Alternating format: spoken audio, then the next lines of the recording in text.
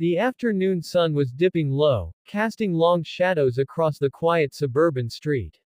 I was in the backyard, sanding a piece of oak for the new dining table I'd promised my wife, when I heard the front gate creak open. Normally, I wouldn't have given it a second thought.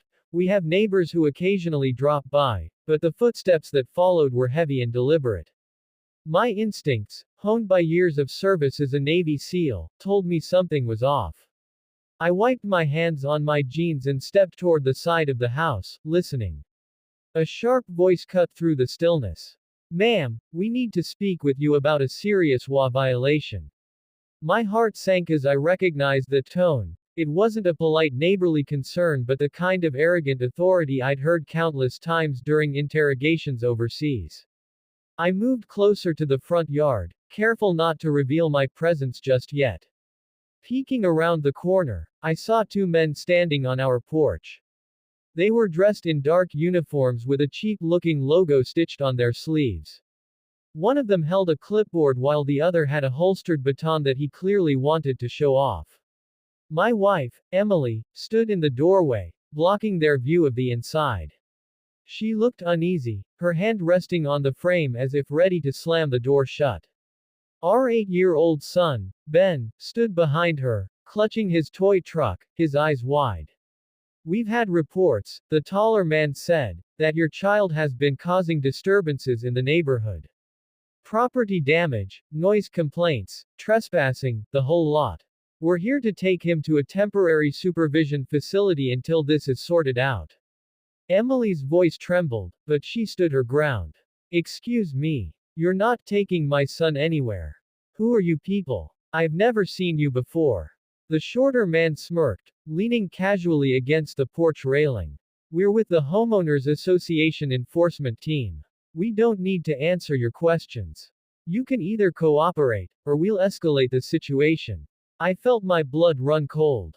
No real HOA would ever try something like this, and even if they did, they'd need legal authority, not threats and intimidation.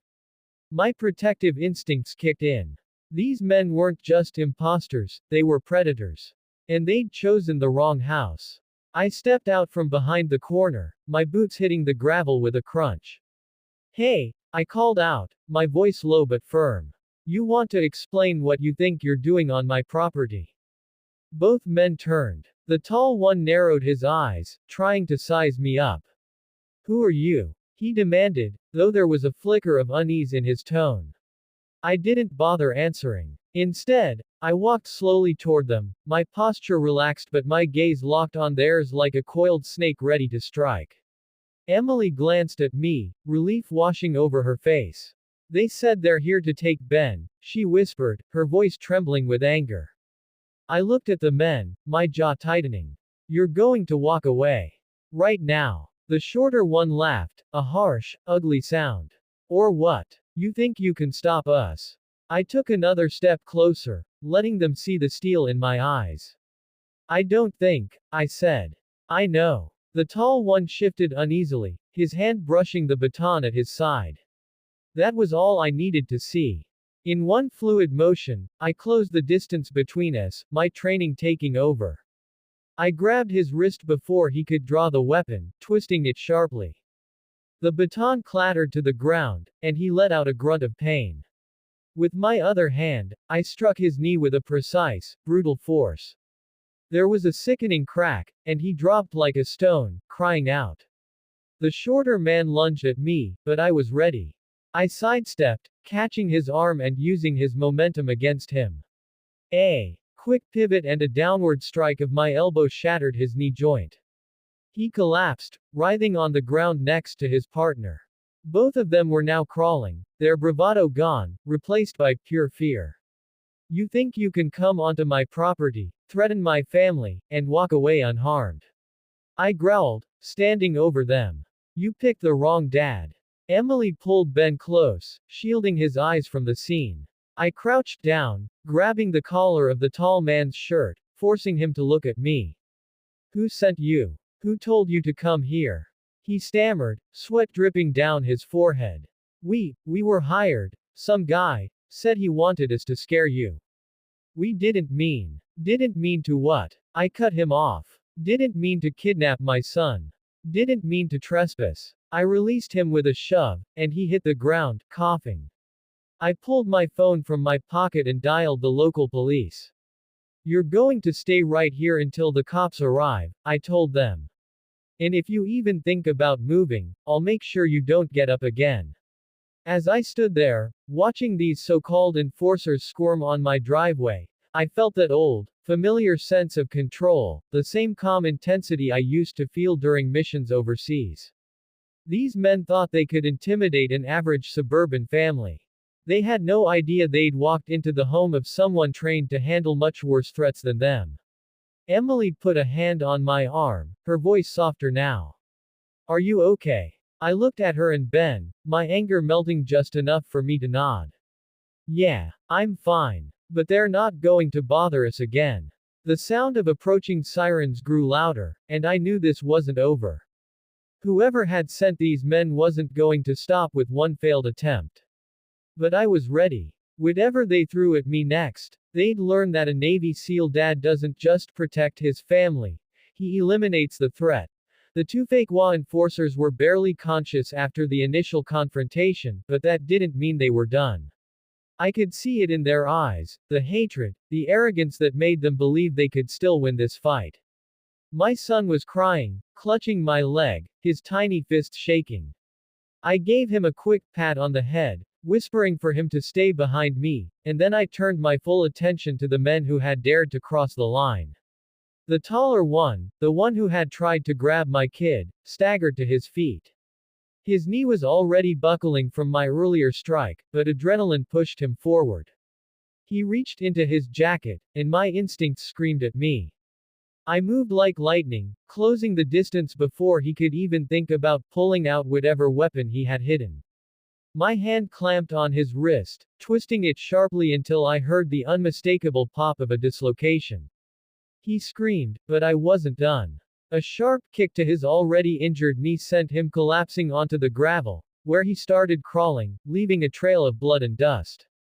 The other one, a stockier guy with a shaved head, tried to charge me. It was almost pathetic how slow he was compared to what I'd faced in the field. I sidestepped, grabbed his arm, and used his own momentum to send him flying into the hood of their van. The metal dented with a loud thud, and he rolled off, gasping. I grabbed him by the collar and slammed him onto the ground. You think you can take someone's kid?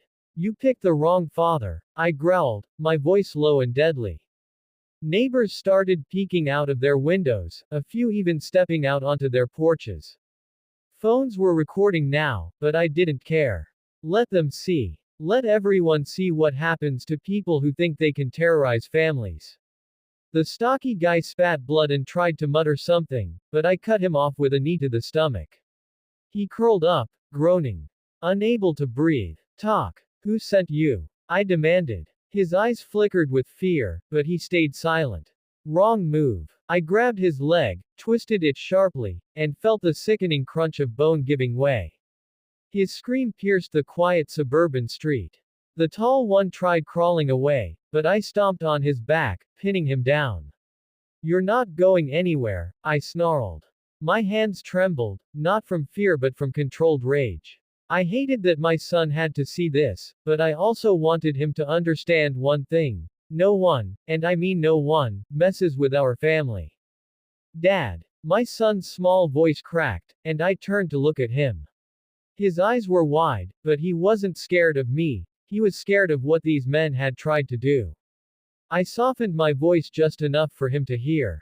It's okay, buddy. Daddy's got this. Go inside and call mommy. He nodded and ran back into the house, glancing back once with a mixture of awe and trust. That look only fueled my resolve. I dragged the tall guy closer to his partner and dumped him next to the other.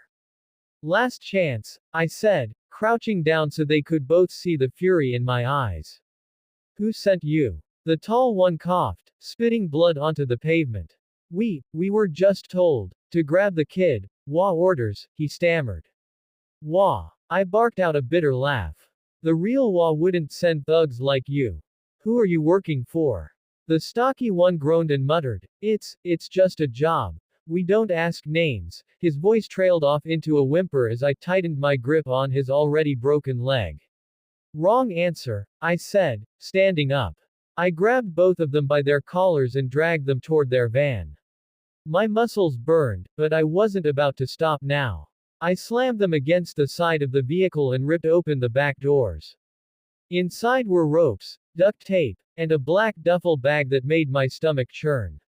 These weren't random idiots, they were prepared for a full-blown abduction. Looks like you boys came ready for a long trip, I muttered, kicking the duffel bag toward them. Their silence confirmed what I already knew, this wasn't their first time. But it would be their last. I pulled out my phone and dialed the sheriff's department, but before I could speak, one of the neighbors shouted, "The cops are on their way." I glanced around and saw flashing lights in the distance. Good. Let them take these pieces of trash off my hands. I turned back to the two men. You're lucky the law's coming. If it were up to me, you'd be leaving here in pieces, I said coldly. The tall guy whimpered, clutching his mangled wrist. The other was barely conscious, moaning in pain. They were both a mess of blood, sweat, and dust, exactly where they deserved to be. When the police finally arrived, I raised my hands and stepped back, letting them see the situation. These two tried to kidnap my son, I said calmly, though my heart was still pounding. Check the van. You'll find everything you need to prove it. The officers rushed to secure the men, while another started questioning me. I gave them the short version, leaving out just how much damage I'd inflicted. It wasn't out of guilt, I just didn't need a lecture about excessive force. As they hauled the men away, my wife came running out of the house, our son in her arms. She looked at me with tears in her eyes, then hugged me tightly. I thought I lost him, she whispered, her voice shaking. I hugged them both, feeling the weight of what almost happened. You'll never lose him. Not while I'm breathing, I said, my voice firm. Over her shoulder, I watched the police cars drive away, the fake enforcers screaming in pain from the back seats. This wasn't over, I needed to find out who had sent them and why. But for now, my family was safe, and that was all that mattered. I stood there, holding my son, as the sun dipped below the horizon. The neighbors were still watching, whispering among themselves, but I didn't care. All I cared about was the warmth of my boy's small arms around my neck and the quiet promise I made to myself. Anyone who came after my family would pay a price they'd never forget.